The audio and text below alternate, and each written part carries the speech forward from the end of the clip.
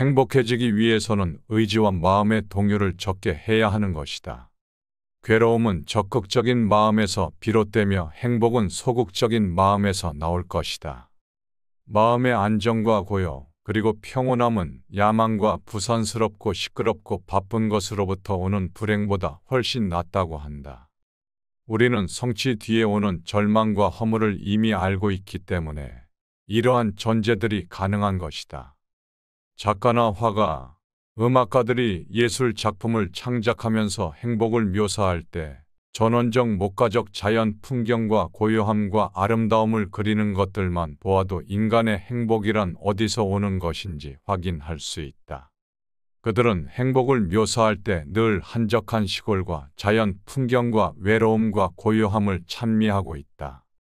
예술가들은 단조로움과 단순함이 행복의 기본적인 조건이라는 것을 잘 알고 있다고 볼 수 있다. 단순하고 단조로운 삶은 그것들만이 행복을 누리는 길이라는 것이다. 결국 인간의 행복과 불행은 마음먹기에 달렸으며 단순하고 단조로움을 견딜 수 있는 사람은 지적인 생활을 감당할 수 있는 정신적 소양을 갖추어야 한다고 볼 수 있다. 그래야만 권태라는 그늘에서 벗어날 수 있을 것이다. 슬픔의 눈물을 흘려본 사람이 기쁨의 눈물도 흘릴 수 있다. 인간은 고통을 느끼지만 고통이 없다는 것은 느끼지 못할 것이다. 또 걱정은 하겠지만 걱정이 없다는 것은 못 느낄 것이다. 두려움은 느낄 수 있지만 안전은 못 느끼며 갈증이나 욕망이나 희망은 느낄 수 있지만 그것을 손에 쥐게 되면 금세 흥미를 잃을 것이다. 심한 갈증으로 허겁지겁 물을 마신 후에 남은 물은 버려버리는 것처럼 욕망도 충족돼 버리면 손에서 놓게 된다. 인생에서 중요한 세 가지 선이라고 할 수 있는 건강과 젊음과 자유조차도 그것을 누리고 있는 동안에는 전혀 느낄 수 없을 것이다. 아프지 않은데 병원에 가는 사람이 어디 있겠는가? 젊음은 너무 당연한 이야기이고 자유로울 때는 자유 그 자체의 의미가 없다. 그러나 경범죄로 파출소 철창에 들어가게 된다면 그 순간 자유가 얼마나 소중한가를 즉시 느끼게 될 것이다. 인간들은 행복할 때는 자신이 행복하다는 것을 느끼지 못하지만 불행해졌을 때 그때가 행복했다는 것을 깨달을 것이다. 그렇다면 내게 현재의 행복이란 없는 것이며 행복은 과거의 기억으로만 존재한다는 이야기가 될 수 있다. 향락과 쾌락에 대한 실감도 그것이 강할수록 감퇴될 것이며 습관이 되면 없는 것과 똑같아질 것이다. 그러다가 쾌락의 습관조차 끝나게 되면 괴로움만 남게 되어버린다. 권태는 시간을 느리게 만들어버리고 쾌락은 시간관념조차 없애버린다. 그렇다면 우리는 이런 결론으로 생각할 수 있다. 물이 나를 살리고 있다는 것을 알기 위해서는 극단의 갈증이 필요한 것처럼 고통스러운 병고는 건강의 중요성을 깨닫게 해주고 늙었다는 것은 젊음의 소중함을 일깨워주며 극단적인 구속은 자유의 소중함을 깨닫게 해준다는 것이다. 그렇다면 우리가 지금까지 그토록 싫어하며 피해만 왔던 불행들이란 행복을 느끼기 위해 반드시 필요한 필수 조건이었다는 것이다.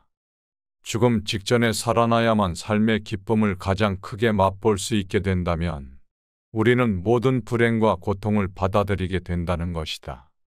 잘 살기는 바라지도 않아 그저 아프지 않기만 바라는 것이다.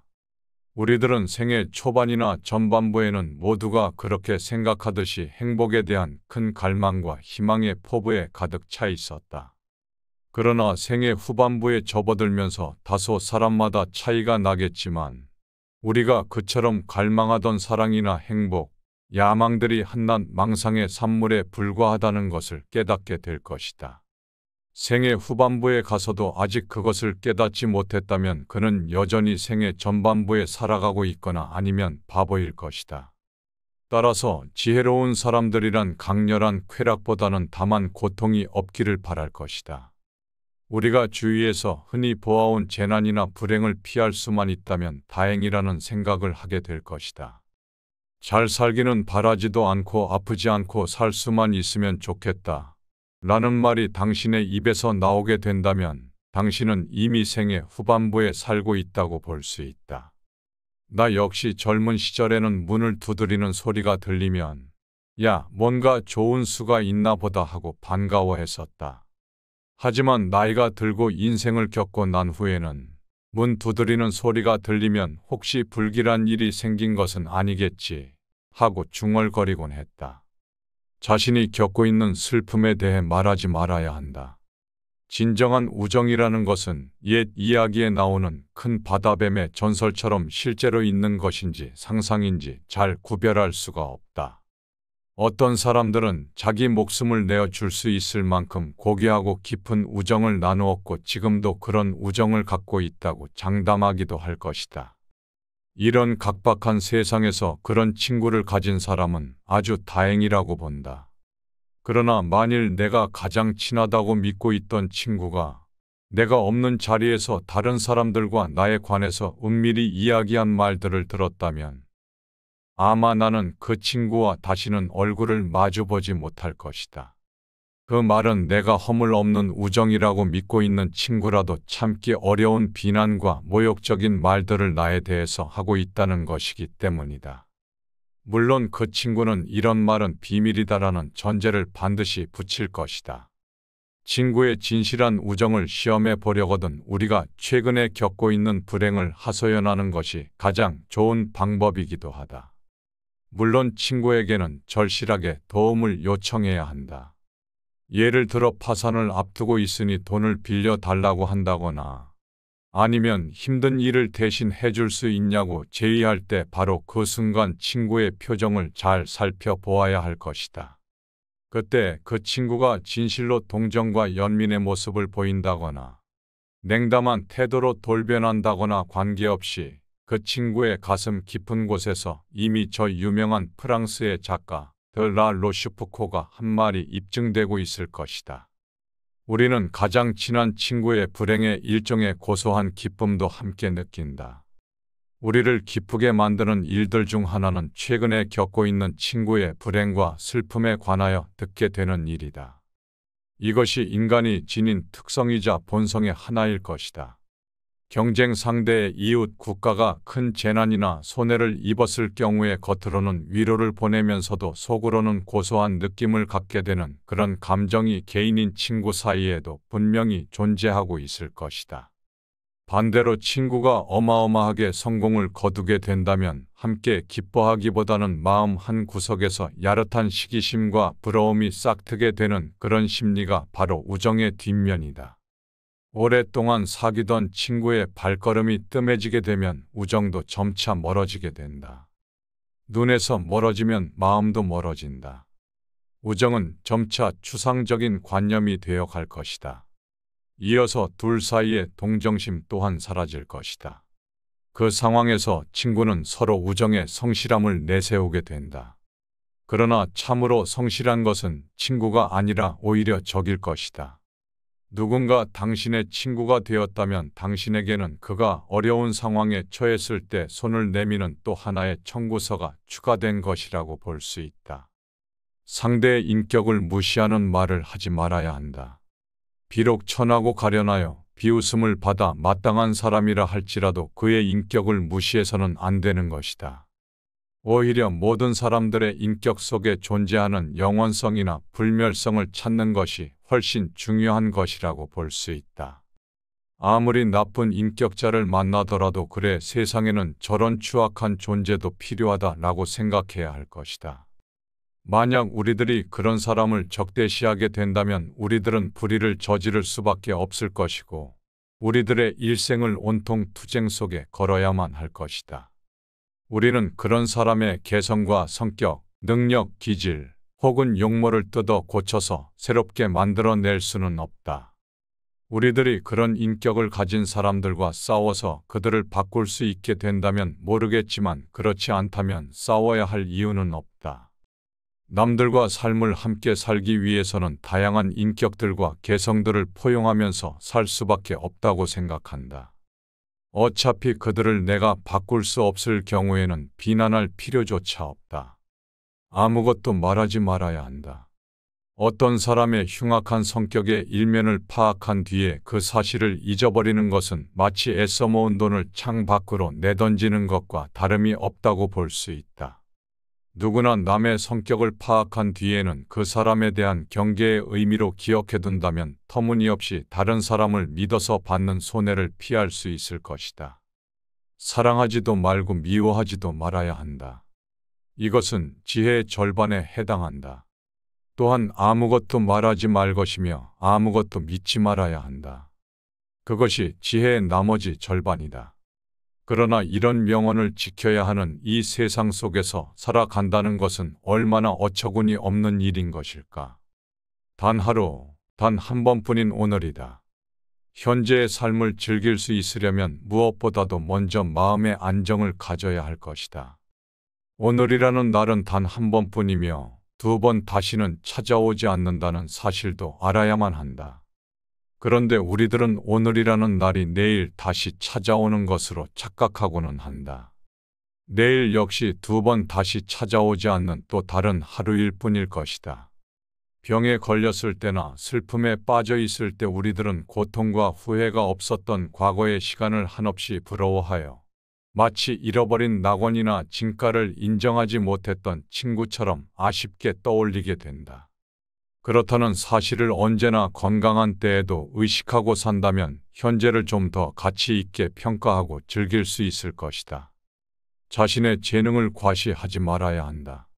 자신의 재능을 세상 사람들에게 크게 과시하는 것처럼 어리석은 사람은 없을 것이다. 다른 사람의 재능을 보면 대다수의 사람들이 칭찬과 격려를 하는 것 같겠지만 속으로는 시기와 질투심에 사로잡혀 버린다. 특히 같은 일로 경쟁 관계에 있는 사람들로부터는 증오나 원한을 사게 될 것이다. 자기 자신만의 뛰어난 재능이란 과시하는 순간 공격의 표적이 될 수도 있다는 사실을 잊어서는 안 된다. 이미 말했지만 인간의 가장 큰 본능은 쾌락과 허영심을 만족시키는 일이기 때문이다. 이 쾌락과 허영심은 다른 사람과 자기 자신을 비교한 우월감에서 나오는 것들이며 함께 어울려 있는 가운데 어느 누가 뛰어난 재능을 가졌다는 것은 다른 많은 사람들에게 정신적 모욕감이나 피해를 줄 수도 있다. 이 미움과 분노는 어떠한 방식으로든 보복하려는 의지로 나타날 것이다. 따라서 재능이 뛰어난 사람들이 가장 먼저 해야 하는 일이란 자신의 안전을 위해서 재능을 감추는 위장 가면을 쓰는 것이다. 재능이 뛰어난 사람들은 자신이 다른 사람들과 똑같이 평범하다는 것을 애써 보여주어야 할 것이다. 잘난 체하는 사람들이 미움을 사게 되는 것은 그 때문이다. 그러므로 높은 지위에 오른다거나 돈이 많은 사람들은 남들의 부러움과 존경의 대상이 될 수 있지만 재능이 뛰어난 사람은 합당한 존경을 받는 일은 거의 없다고 볼 수 있다. 아마 재능이 있는 사람들은 성인 군자들의 사회에 살아야 제대로 존경을 받을 것이다.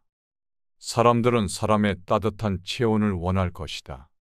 그래서 햇빛이나 난로 곁에 가까이 다가가려고 할 것이다. 이런 현상들은 본능적인 충동과도 같기 때문에 사람들은 자기에게 기쁨을 주는 사람과 만나려고 하는 본능이 있다. 그런 사람이란 누구일까? 남자라면 지능이 좀 모자란 사람일 것이고 여자라면 미모가 조금 떨어지는 사람일 것이다. 뛰어난 미모를 가진 여자는 친구들이 없을 것이다. 누가 뛰어난 미모를 가진 여자와 어깨를 나란히 하고 가려고 할 수 있을까? 하지만 조금 못생긴 여자들 곁에는 미인 친구들이 많을 수 있다.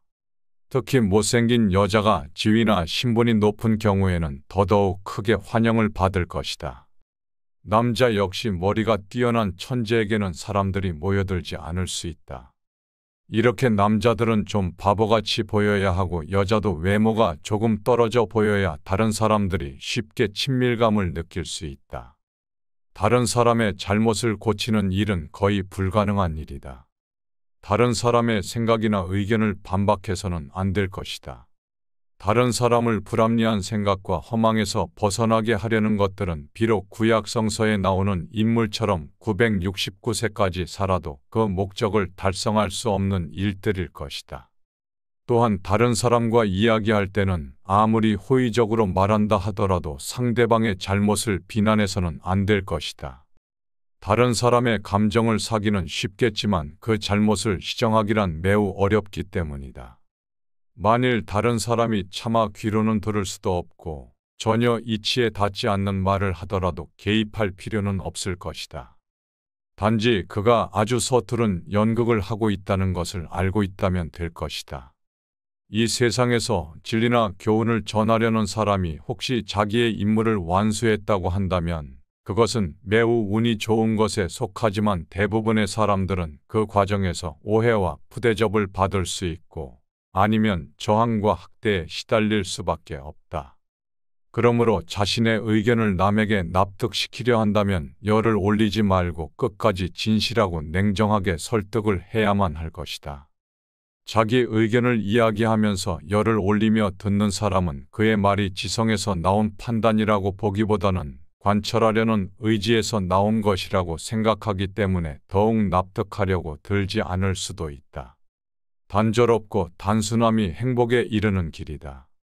우리를 행복하게 하는 것은 아주 작고 사소한 일을 잘하는 데 있다고 한다. 사소하고 작은 일이란 무엇이 있을까? 누구도 만나지 않고 혼자 책을 보거나 음악을 감상하거나 명상을 즐기고 혹은 마당을 쓸고 꽃을 바라보는 일을 말하는 것일 수 있다. 일상의 평범한 일 그 자체를 말할 것이다. 우리는 넓은 곳을 바라보기보다 좁은 시야로 바라볼수록 또 행동 범위가 넓은 것보다 좁을수록 더욱 큰 행복을 누릴 수 있기 때문이다. 세상을 넓게 보게 되면 욕망 또한 커진다. 시야와 행동 반경이 넓어지게 될수록 욕구가 더욱 발생하게 되고 욕구가 발생하게 되면 그것을 이루려는 걱정과 불안도 증가하게 될 것이다. 사람을 많이 만날수록, 친구가 많을수록, 좋아하는 사람이 많을수록 소망과 욕구의 접촉 범위가 커지게 되면서 불행을 자초할 수 있는 기회와 환경 또한 커지게 된다. 질투는 부도덕과 불행의 가시를 품고 있다. 질투는 인간의 자연스러운 본능 가운데 하나이기도 하지만 부도덕과 불행의 가시를 품고 있다고 한다. 그래서 질투는 옛날부터 우리들의 행복을 가로막는 적이자 죄악으로 간주되어 왔다. 우리는 가능한 질투라는 본능을 우리의 인격에서 잡초처럼 뿌리 뽑아야 할 것이다. 세네카는 자신의 소유에 만족하고 이를 즐기려면 남들과 비교하지 말아야 한다. 자기보다 더 잘 살고 더 많이 가진 자를 부러워하고 배 아파하는 사람은 결코 행복해질 수 없다고 말하면서 행복하려면 자기보다 못한 자가 얼마나 많은가를 생각해야 한다고 충고했다. 우리는 항상 위보다 아래를 보고 살아가야 하며 자기보다 행복하다고 여기는 사람이 겉으로 보기에만 그런 것인지 아니면 실제로는 불행을 감추고 사는 것인지도 의심해 봐야 한다. 사람이 자신을 위로하는 가장 빠른 방법은 자기보다 불행한 사람을 찾아보는 것이다. 우리의 모든 불행은 혼자 있을 수 없는 데서 생길 것이다.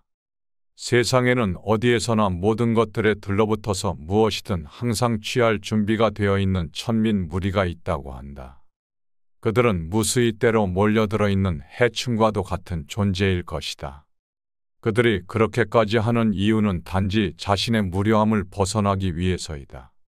스스로 정신적 온기를 충분히 지닌 사람들은 굳이 그 무리에 섞일 필요가 없을 것이다. 지적으로 뛰어난 사람들은 고독한 생활로 이중의 이점을 얻을 것이다.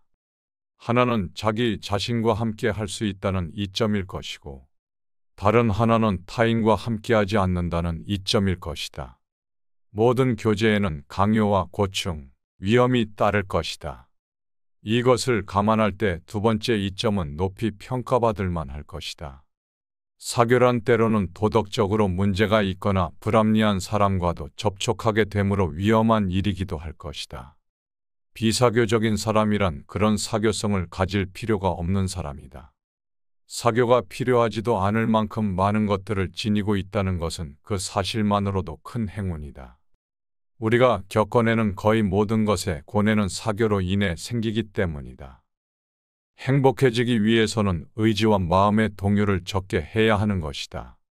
괴로움은 적극적인 마음에서 비롯되며 행복은 소극적인 마음에서 나올 것이다. 마음의 안정과 고요, 그리고 평온함은 야망과 부산스럽고 시끄럽고 바쁜 것으로부터 오는 불행보다 훨씬 낫다고 한다. 우리는 성취 뒤에 오는 절망과 허물을 이미 알고 있기 때문에 이러한 전제들이 가능한 것이다. 작가나 화가, 음악가들이 예술 작품을 창작하면서 행복을 묘사할 때 전원적 목가적 자연 풍경과 고요함과 아름다움을 그리는 것들만 보아도 인간의 행복이란 어디서 오는 것인지 확인할 수 있다. 그들은 행복을 묘사할 때 늘 한적한 시골과 자연 풍경과 외로움과 고요함을 찬미하고 있다. 예술가들은 단조로움과 단순함이 행복의 기본적인 조건이라는 것을 잘 알고 있다고 볼 수 있다. 단순하고 단조로운 삶은 그것들만이 행복을 누리는 길이라는 것이다. 결국 인간의 행복과 불행은 마음먹기에 달렸으며 단순하고 단조로움을 견딜 수 있는 사람은 지적인 생활을 감당할 수 있는 정신적 소양을 갖추어야 한다고 볼 수 있다. 그래야만 권태라는 그늘에서 벗어날 수 있을 것이다. 슬픔의 눈물을 흘려본 사람이 기쁨의 눈물도 흘릴 수 있다. 인간은 고통을 느끼지만 고통이 없다는 것은 느끼지 못할 것이다. 또 걱정은 하겠지만 걱정이 없다는 것은 못 느낄 것이다. 두려움은 느낄 수 있지만 안전은 못 느끼며 갈증이나 욕망이나 희망은 느낄 수 있지만 그것을 손에 쥐게 되면 금세 흥미를 잃을 것이다. 심한 갈증으로 허겁지겁 물을 마신 후에 남은 물은 버려버리는 것처럼 욕망도 충족돼 버리면 손에서 놓게 된다. 인생에서 중요한 세 가지 선이라고 할 수 있는 건강과 젊음과 자유조차도 그것을 누리고 있는 동안에는 전혀 느낄 수 없을 것이다. 아프지 않은데 병원에 가는 사람이 어디 있겠는가? 젊음은 너무 당연한 이야기이고 자유로울 때는 자유 그 자체의 의미가 없다. 그러나 경범죄로 파출소 철창에 들어가게 된다면 그 순간 자유가 얼마나 소중한가를 즉시 느끼게 될 것이다. 인간들은 행복할 때는 자신이 행복하다는 것을 느끼지 못하지만 불행해졌을 때 그때가 행복했다는 것을 깨달을 것이다. 그렇다면 내게 현재의 행복이란 없는 것이며 행복은 과거의 기억으로만 존재한다는 이야기가 될 수 있다.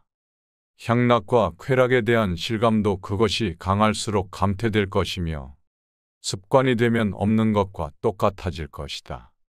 그러다가 쾌락의 습관조차 끝나게 되면 괴로움만 남게 되어버린다. 권태는 시간을 느리게 만들어버리고 쾌락은 시간관념조차 없애버린다. 그렇다면 우리는 이런 결론으로 생각할 수 있다. 물이 나를 살리고 있다는 것을 알기 위해서는 극단의 갈증이 필요한 것처럼 고통스러운 병고는 건강의 중요성을 깨닫게 해주고 늙었다는 것은 젊음의 소중함을 일깨워주며 극단적인 구속은 자유의 소중함을 깨닫게 해준다는 것이다. 그렇다면 우리가 지금까지 그토록 싫어하며 피해만 왔던 불행들이란 행복을 느끼기 위해 반드시 필요한 필수 조건이었다는 것이다. 죽음 직전에 살아나야만 삶의 기쁨을 가장 크게 맛볼 수 있게 된다면 우리는 모든 불행과 고통을 받아들이게 된다는 것이다. 잘 살기는 바라지도 않아 그저 아프지 않기만 바라는 것이다. 우리들은 생애 초반이나 전반부에는 모두가 그렇게 생각하듯이 행복에 대한 큰 갈망과 희망의 포부에 가득 차 있었다. 그러나 생애 후반부에 접어들면서 다소 사람마다 차이가 나겠지만 우리가 그처럼 갈망하던 사랑이나 행복, 야망들이 한낱 망상의 산물에 불과하다는 것을 깨닫게 될 것이다. 생애 후반부에 가서도 아직 그것을 깨닫지 못했다면 그는 여전히 생애 전반부에 살아가고 있거나 아니면 바보일 것이다. 따라서 지혜로운 사람들이란 강렬한 쾌락보다는 다만 고통이 없기를 바랄 것이다. 우리가 주위에서 흔히 보아온 재난이나 불행을 피할 수만 있다면 다행이라는 생각을 하게 될 것이다. 잘 살기는 바라지도 않고 아프지 않고 살 수만 있으면 좋겠다. 라는 말이 당신의 입에서 나오게 된다면 당신은 이미 생애 후반부에 살고 있다고 볼 수 있다. 나 역시 젊은 시절에는 문을 두드리는 소리가 들리면 야, 뭔가 좋은 수가 있나 보다 하고 반가워했었다. 하지만 나이가 들고 인생을 겪고 난 후에는 문 두드리는 소리가 들리면 혹시 불길한 일이 생긴 것은 아니겠지 하고 중얼거리곤 했다. 자신이 겪고 있는 슬픔에 대해 말하지 말아야 한다. 진정한 우정이라는 것은 옛 이야기에 나오는 큰 바다뱀의 전설처럼 실제로 있는 것인지 상상인지 잘 구별할 수가 없다. 어떤 사람들은 자기 목숨을 내어줄 수 있을 만큼 고귀하고 깊은 우정을 나누었고 지금도 그런 우정을 갖고 있다고 장담하기도 할 것이다. 이런 각박한 세상에서 그런 친구를 가진 사람은 아주 다행이라고 본다. 그러나 만일 내가 가장 친하다고 믿고 있던 친구가 내가 없는 자리에서 다른 사람들과 나에 관해서 은밀히 이야기한 말들을 들었다면 아마 나는 그 친구와 다시는 얼굴을 마주보지 못할 것이다. 그 말은 내가 허물 없는 우정이라고 믿고 있는 친구라도 참기 어려운 비난과 모욕적인 말들을 나에 대해서 하고 있다는 것이기 때문이다. 물론 그 친구는 이런 말은 비밀이다라는 전제를 반드시 붙일 것이다. 친구의 진실한 우정을 시험해 보려거든 우리가 최근에 겪고 있는 불행을 하소연하는 것이 가장 좋은 방법이기도 하다. 물론 친구에게는 절실하게 도움을 요청해야 한다. 예를 들어 파산을 앞두고 있으니 돈을 빌려 달라고 한다거나 아니면 힘든 일을 대신 해줄 수 있냐고 제의할 때 바로 그 순간 친구의 표정을 잘 살펴보아야 할 것이다. 그때 그 친구가 진실로 동정과 연민의 모습을 보인다거나 냉담한 태도로 돌변한다거나 관계없이 그 친구의 가슴 깊은 곳에서 이미 저 유명한 프랑스의 작가 라 로슈프코가 한 말이 입증되고 있을 것이다. 우리는 가장 친한 친구의 불행에 일종의 고소한 기쁨도 함께 느낀다. 우리를 기쁘게 만드는 일들 중 하나는 최근에 겪고 있는 친구의 불행과 슬픔에 관하여 듣게 되는 일이다. 이것이 인간이 지닌 특성이자 본성의 하나일 것이다. 경쟁 상대의 이웃 국가가 큰 재난이나 손해를 입었을 경우에 겉으로는 위로를 보내면서도 속으로는 고소한 느낌을 갖게 되는 그런 감정이 개인인 친구 사이에도 분명히 존재하고 있을 것이다. 반대로 친구가 어마어마하게 성공을 거두게 된다면 함께 기뻐하기보다는 마음 한 구석에서 야릇한 시기심과 부러움이 싹트게 되는 그런 심리가 바로 우정의 뒷면이다. 오랫동안 사귀던 친구의 발걸음이 뜸해지게 되면 우정도 점차 멀어지게 된다. 눈에서 멀어지면 마음도 멀어진다. 우정은 점차 추상적인 관념이 되어 갈 것이다. 이어서 둘 사이의 동정심 또한 사라질 것이다. 그 상황에서 친구는 서로 우정의 성실함을 내세우게 된다. 그러나 참으로 성실한 것은 친구가 아니라 오히려 적일 것이다.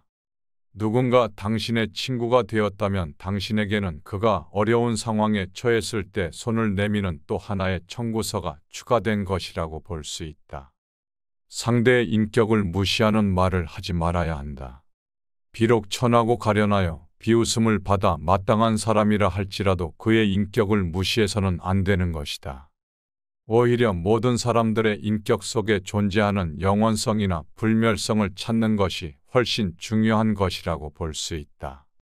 아무리 나쁜 인격자를 만나더라도 그래 세상에는 저런 추악한 존재도 필요하다라고 생각해야 할 것이다. 만약 우리들이 그런 사람을 적대시하게 된다면 우리들은 불의를 저지를 수밖에 없을 것이고 우리들의 일생을 온통 투쟁 속에 걸어야만 할 것이다. 우리는 그런 사람의 개성과 성격, 능력, 기질 혹은 용모를 뜯어 고쳐서 새롭게 만들어낼 수는 없다. 우리들이 그런 인격을 가진 사람들과 싸워서 그들을 바꿀 수 있게 된다면 모르겠지만 그렇지 않다면 싸워야 할 이유는 없다. 남들과 삶을 함께 살기 위해서는 다양한 인격들과 개성들을 포용하면서 살 수밖에 없다고 생각한다. 어차피 그들을 내가 바꿀 수 없을 경우에는 비난할 필요조차 없다. 아무것도 말하지 말아야 한다.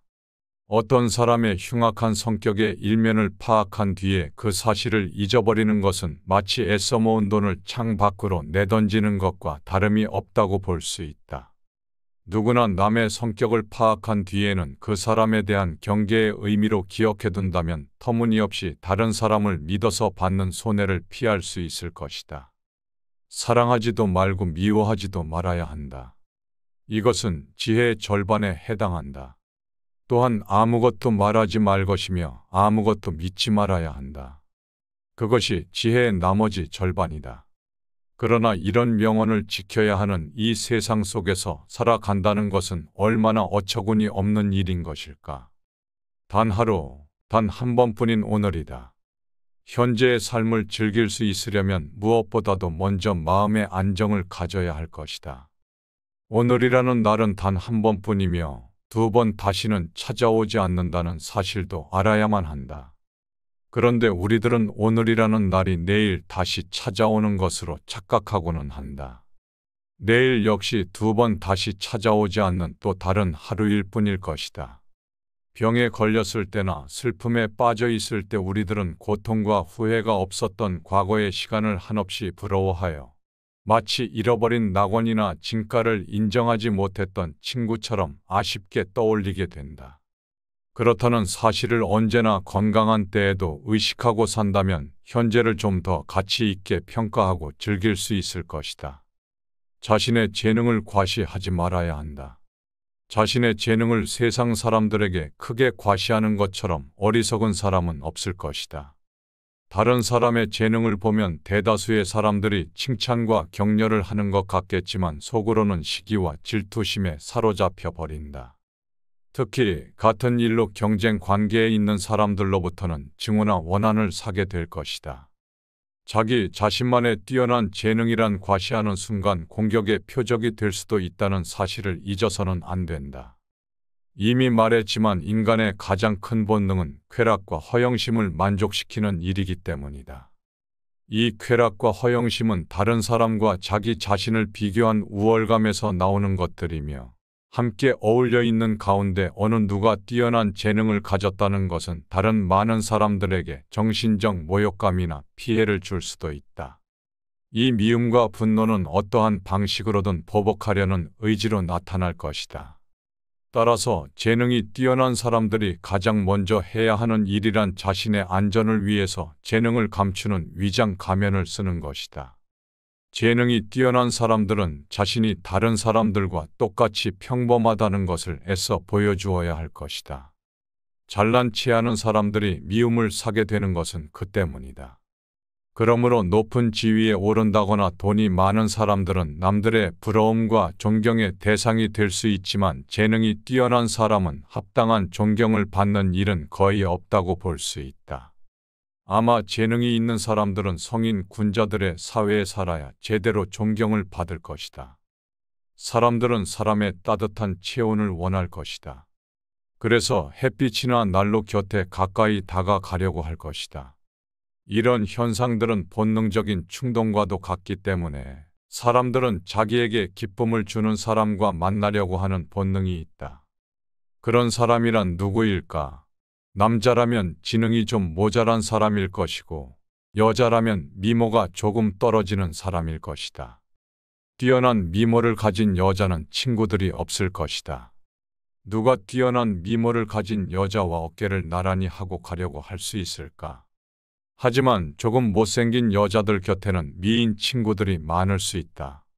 특히 못생긴 여자가 지위나 신분이 높은 경우에는 더더욱 크게 환영을 받을 것이다.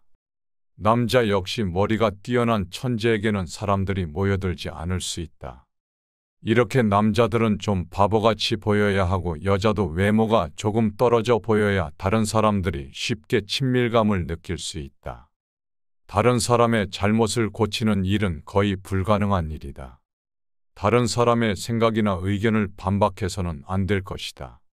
다른 사람을 불합리한 생각과 허망에서 벗어나게 하려는 것들은 비록 구약 성서에 나오는 인물처럼 969세까지 살아도 그 목적을 달성할 수 없는 일들일 것이다. 또한 다른 사람과 이야기할 때는 아무리 호의적으로 말한다 하더라도 상대방의 잘못을 비난해서는 안 될 것이다. 다른 사람의 감정을 사기는 쉽겠지만 그 잘못을 시정하기란 매우 어렵기 때문이다. 만일 다른 사람이 차마 귀로는 들을 수도 없고 전혀 이치에 닿지 않은 말을 하더라도 개입할 필요는 없을 것이다. 단지 그가 아주 서투른 연극을 하고 있다는 것을 알고 있다면 될 것이다. 이 세상에서 진리나 교훈을 전하려는 사람이 혹시 자기의 임무를 완수했다고 한다면 그것은 매우 운이 좋은 것에 속하지만 대부분의 사람들은 그 과정에서 오해와 푸대접을 받을 수 있고 아니면 저항과 학대에 시달릴 수밖에 없다. 그러므로 자신의 의견을 남에게 납득시키려 한다면 열을 올리지 말고 끝까지 진실하고 냉정하게 설득을 해야만 할 것이다. 자기 의견을 이야기하면서 열을 올리며 듣는 사람은 그의 말이 지성에서 나온 판단이라고 보기보다는 관철하려는 의지에서 나온 것이라고 생각하기 때문에 더욱 납득하려고 들지 않을 수도 있다. 단조롭고 단순함이 행복에 이르는 길이다. 우리를 행복하게 하는 것은 아주 작고 사소한 일을 잘하는 데 있다고 한다. 사소하고 작은 일이란 무엇이 있을까? 누구도 만나지 않고 혼자 책을 보거나 음악을 감상하거나 명상을 즐기고 혹은 마당을 쓸고 꽃을 바라보는 일을 말하는 것일 수 있다. 일상의 평범한 일 그 자체를 말할 것이다. 우리는 넓은 곳을 바라보기보다 좁은 시야로 바라볼수록 또 행동 범위가 넓은 것보다 좁을수록 더욱 큰 행복을 누릴 수 있기 때문이다. 세상을 넓게 보게 되면 욕망 또한 커진다. 시야와 행동 반경이 넓어지게 될수록 욕구가 더욱 발생하게 되고 욕구가 발생하게 되면 그것을 이루려는 걱정과 불안도 증가하게 될 것이다. 사람을 많이 만날수록, 친구가 많을수록, 좋아하는 사람이 많을수록 소망과 욕구의 접촉 범위가 커지게 되면서 불행을 자초할 수 있는 기회와 환경 또한 커지게 된다. 질투는 부도덕과 불행의 가시를 품고 있다. 질투는 인간의 자연스러운 본능 가운데 하나이기도 하지만 부도덕과 불행의 가시를 품고 있다고 한다. 그래서 질투는 옛날부터 우리들의 행복을 가로막는 적이자 죄악으로 간주되어 왔다. 우리는 가능한 질투라는 본능을 우리의 인격에서 잡초처럼 뿌리 뽑아야 할 것이다. 세네카는 자신의 소유에 만족하고 이를 즐기려면 남들과 비교하지 말아야 한다. 자기보다 더 잘 살고 더 많이 가진 자를 부러워하고 배 아파하는 사람은 결코 행복해질 수 없다고 말하면서 행복하려면 자기보다 못한 자가 얼마나 많은가를 생각해야 한다고 충고했다. 우리는 항상 위보다 아래를 보고 살아가야 하며 자기보다 행복하다고 여기는 사람이 겉으로 보기에만 그런 것인지 아니면 실제로는 불행을 감추고 사는 것인지도 의심해 봐야 한다. 사람이 자신을 위로하는 가장 빠른 방법은 자기보다 불행한 사람을 찾아보는 것이다. 우리의 모든 불행은 혼자 있을 수 없는 데서 생길 것이다. 세상에는 어디에서나 모든 것들에 들러붙어서 무엇이든 항상 취할 준비가 되어 있는 천민 무리가 있다고 한다. 그들은 무수히 때로 몰려들어 있는 해충과도 같은 존재일 것이다. 그들이 그렇게까지 하는 이유는 단지 자신의 무료함을 벗어나기 위해서이다. 스스로 정신적 온기를 충분히 지닌 사람들은 굳이 그 무리에 섞일 필요가 없을 것이다. 지적으로 뛰어난 사람들은 고독한 생활로 이중의 이점을 얻을 것이다. 하나는 자기 자신과 함께 할 수 있다는 이점일 것이고 다른 하나는 타인과 함께하지 않는다는 이점일 것이다. 모든 교제에는 강요와 고충, 위험이 따를 것이다. 이것을 감안할 때 두 번째 이점은 높이 평가받을 만할 것이다. 사교란 때로는 도덕적으로 문제가 있거나 불합리한 사람과도 접촉하게 되므로 위험한 일이기도 할 것이다. 비사교적인 사람이란 그런 사교성을 가질 필요가 없는 사람이다. 사교가 필요하지도 않을 만큼 많은 것들을 지니고 있다는 것은 그 사실만으로도 큰 행운이다. 우리가 겪어내는 거의 모든 것의 고뇌는 사교로 인해 생기기 때문이다.